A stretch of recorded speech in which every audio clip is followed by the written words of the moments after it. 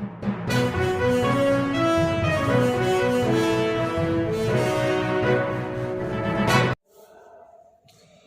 My dear students, आज की class 11th Hindi medium के स्टूडेंट्स के लिए रहेगी।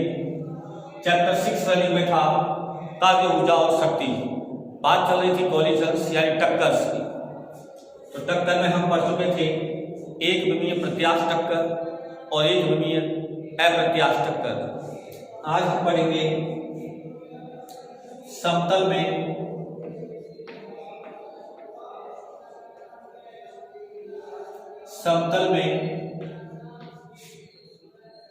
त्रिज्यक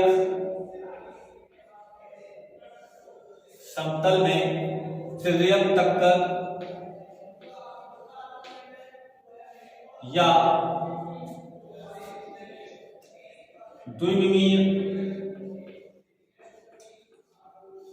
द्विविमीय टक्कर।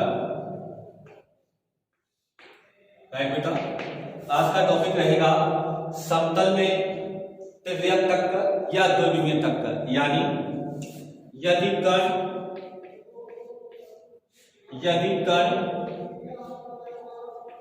टक्कर के बाद सरल रेखा के अनुदिश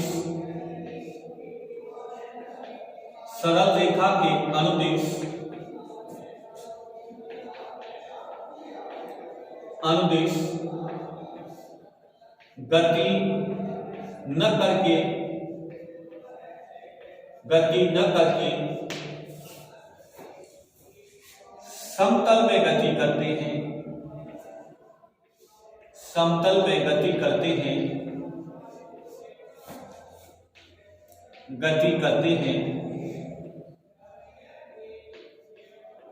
तो ऐसी टक्कर द्विविमीय टक्कर कहलाती है।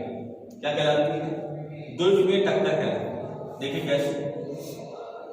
अगर सपोज ये कोई पिंड है जिसका द्रव्यमान m1 है और इसका वेग u1 है। एक दूसरा पिंड है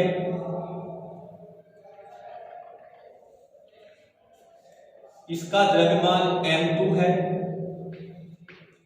और इसका वेग u2 है। और ये किधर गति कर रहे हैं बेटा?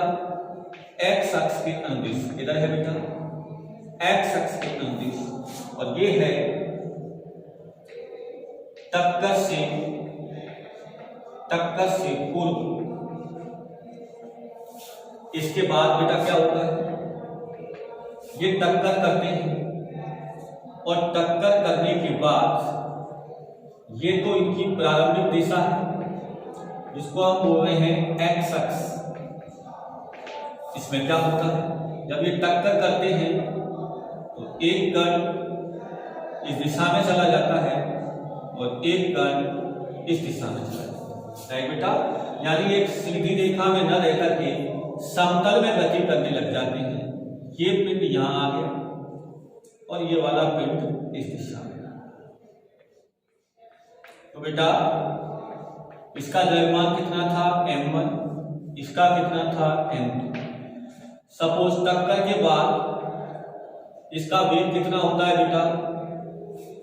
v1 और इसका वेग कितना होता है बेटा? v। तो फिर इसका समवेग क्या हो जाएगा? m1 v1 और इसका क्या हो जाएगा? m2 v2। अगर ये x अक्ष से कोण बनाता है θ1 और ये कोण बनाता है θ2। राइट। तो अब देखो समवेग ये है m1 v1, तो इसके घटक बांटेंगे, एक इधर और एक इस दिशा में। तो जिधर कोण बनाता है थीटा हम बता चुके हैं कई बार घटक। तो m1 v1 का इधर घटक क्या आ जाएगा? ये क्या आ जाएगा बेटा?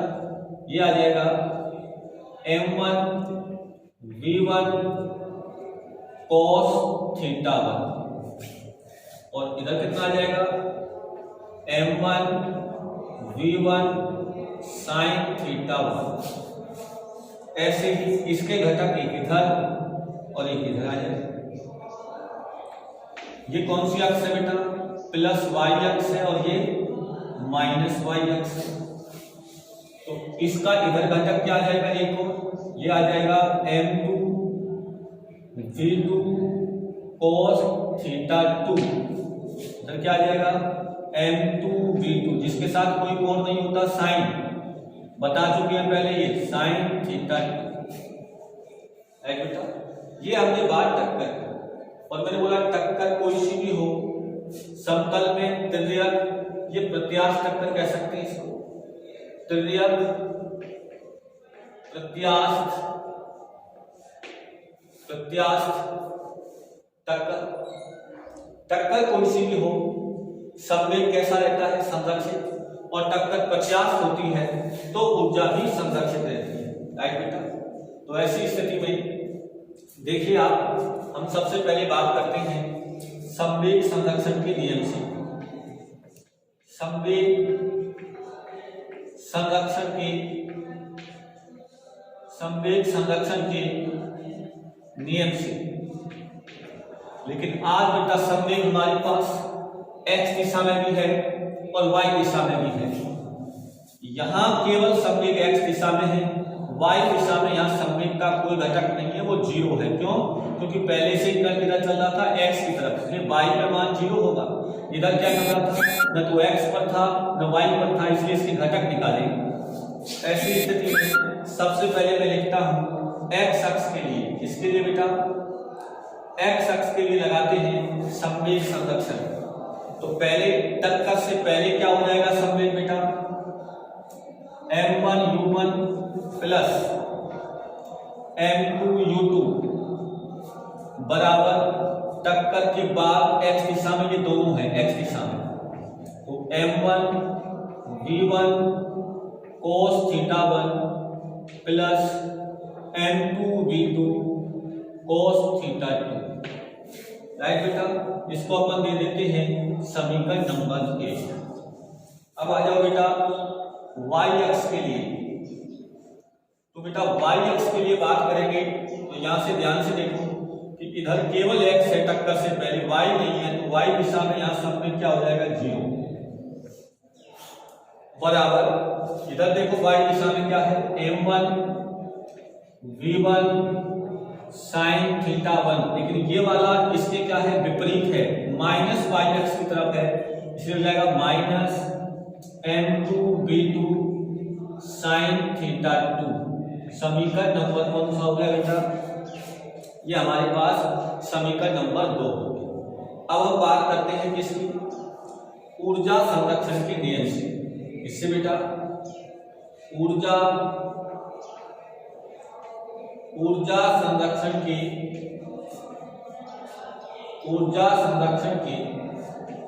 नियम से। तो ऊर्जा संरक्षण के नियम से टक्कर से पहले 1/2 m1 u1 square plus 1/2 m2 u2 square बराबर 1/2 m1 v1 square plus 1/2 m2 v2 square. समीकरण नंबर बेटा 3, राइट। अब यदि समीकरण ऐसे लिखो, माना m1 बराबर क्या हो? m2, m1 बराबर m2 तथा u2 बराबर 0, यानी दूसरा कण कैसा हो? स्थिर। कंडीशन क्या लगाएंगे? m1 बराबर m2 हो और u2 बराबर क्या हो? 0। तो ऐसी स्थिति में समीकरण 1, 2 व 3 से तो समीकरण 1 में बेटा देखो ये भी m1 m2 बराबर है, तो यहां से m कॉमन आ जाएगा, यहां से m कॉमन आ जाएगा, कट जाएगा, और u2 का मान 0 होने पर यहां से सिर्फ बचेगा क्या बेटा? u1 बचेगा, और यहां से क्या बचेगा बेटा? v1 cos theta 1 plus v2 cos theta 2, समीकरण नंबर 4। यहां आ जाओ तो क्या है 0, और बेटा इसमें m और m कैसे हैं, बराबर है, तो कॉमन आकर के 0 में चले जाएंगे। तो यहां से क्या बचेगा v1 sin theta 1 minus v2 sin theta 2, समीकरण नंबर 5। और यहां से 1/2 1/2 1/2 कैंसिल, m यहां से कॉमन आएगा क्योंकि बराबर है, इन दोनों के m कॉमन आके कट जाएंगे। तो यहां से क्या बचेगा u1 स्क्वायर, ये 0 हो जाएगा क्योंकि u2 बराबर 0, तो बराबर बचेगा v1 square plus v2 square, समीकरण नंबर 6। अब समीकरण 4 व 5 को वर्ग करके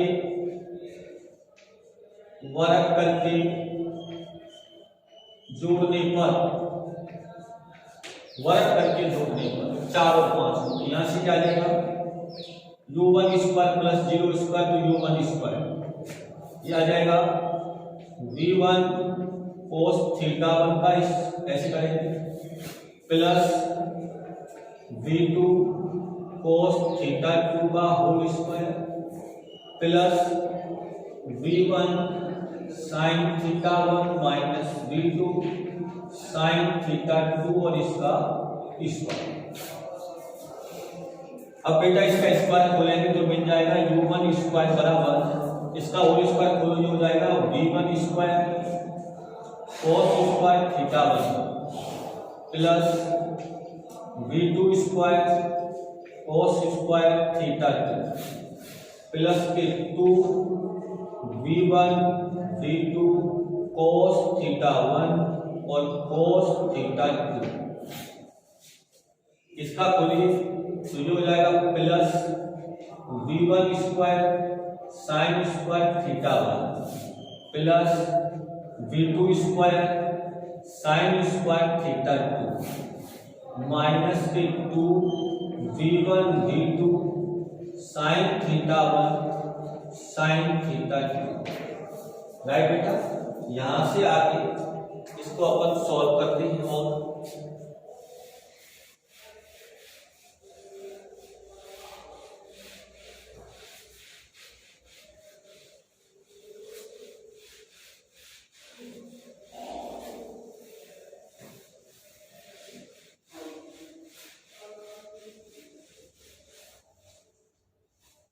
यहां से आगे बेटा इसको अगर अपन सॉल्व करें तो क्या आएगा, देखो जरा ध्यान से, ये देखिए आप u1 स्क्वायर बराबर ये देखो यहां से v1 square cos square theta 1, और ये देखो जरा यहां से v1 square sin square theta 1, तो यहां से क्या कॉमन आएगा बेटा v1 स्क्वायर, अंदर क्या बचेगा cos स्क्वायर थीटा 1 और sin स्क्वायर थीटा 1, इसका मान 1 हो जाएगा, तो ये बचेगा v1 स्क्वायर, और प्लस ऐसे यहां से और यहां से इसका मान 1 हो जाएगा, यहां से बचेगा प्लस v2 स्क्वायर, और इसके बाद इन दोनों में से क्या कॉमन आ जाएगा 2v1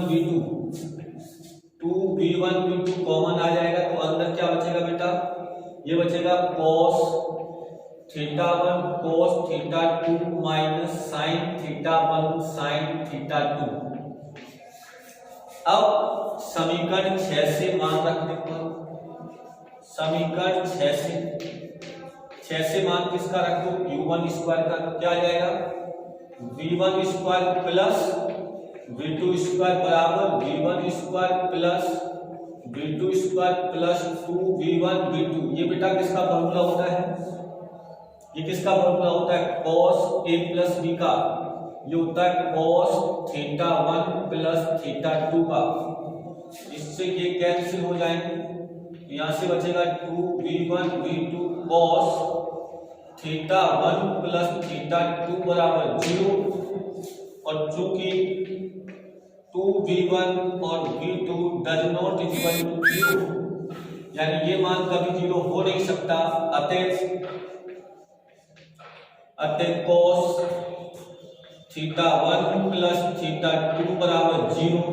तो ऐसी स्थिति में थीटा 1 प्लस थीटा 2 का मान कितना होगा 90 डिग्री। या 90 रख दोगे तभी तो cos 90 का मान क्या होता है 0। इसका मतलब जो थीटा 1 थीटा 2 कोण आ रहे थे ये वाले, तो ये दोनों के बीच का कोण 90 डिग्री होगा। अर्थात दोनों कण एक दूसरे के लंबवत गति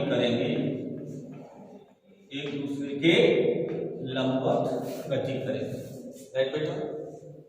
अब इसके बाद एक और टॉपिक है और इस चैप्टर का लास्ट टॉपिक है बेटा, वो है न्यूटन का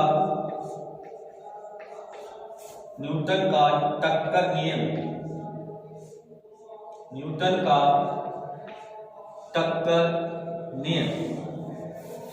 तो बेटा न्यूटन के अनुसार टक्कर से पूर्व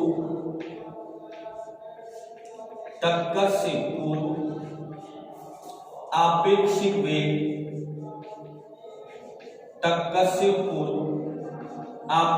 वेग तथा टक्कर के बाद, पहले यहां ऐसे देखो, टक्कर के बाद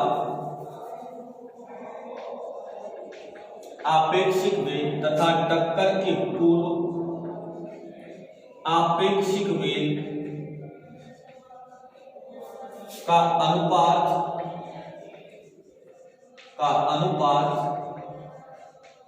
नियत होता है जिसे जो प्रत्यावस्थान गुणांक से लिखते हैं स्मॉल ई से, जो प्रत्यावस्थान गुणांक स्मॉल ई के ऋणात्मक मान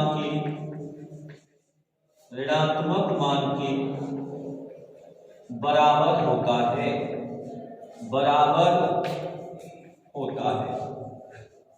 मतलब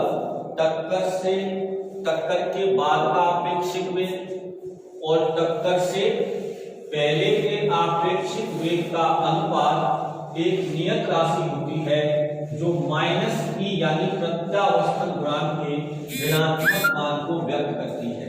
जैसे यदि टक्कर से पहले वेग u1 व u2, टक्कर के बाद वेग v1 व v2 है, तो ऐसी स्थिति में टक्कर के बाद का अपेक्षित वेग v1 minus v2 upon u1 minus u2 बराबर होता है माइनस ई। बराबर क्या होता है माइनस ई। या इस माइनस को इधर ले लें तो ये माइनस का गुणा करने पर ये क्या होगा माइनस और ये प्लस, तो इसे ऐसे भी लिखा जा सकता है v2। देखो इसमें से माइनस कॉमन लिया, इस माइनस से काट दिया, समझ रहे हो ना। जैसे ये क्या लिखा है v1 माइनस v2, तो इसको क्या लिख सकता हूँ माइनस v2 माइनस v1 लिख सकता हूँ ना। तो ये जो माइनस है इस माइनस से कैंसिल हो जाएगा, तो v2 minus v1 upon u1 minus u2 बराबर क्या होता है e। ये कहलाता है न्यूटन का टक्कर नियम। और यदि e का मान 1 आता है तो ये कहलाती है पूर्णतः प्रत्यास्थ टक्कर। क्या कहलाती है पूर्णतः प्रत्यास्थ टक्कर। और यदि e का मान क्या है 0 कब आएगा, जब इन दोनों का मान कैसा होगा बराबर, यानी टक्कर के बाद यदि दोनों के वेग कैसे हो बराबर, तो ये 0, तो e बराबर 0 पर ये कहलाती है पूर्णतः अप्रत्यास्थ टक्कर। पूर्णतः अप्रत्यास्थ टक्कर। और यदि e का मान 0 से बड़ा और 1 से छोटा है तो ये कहलाती है आंशिक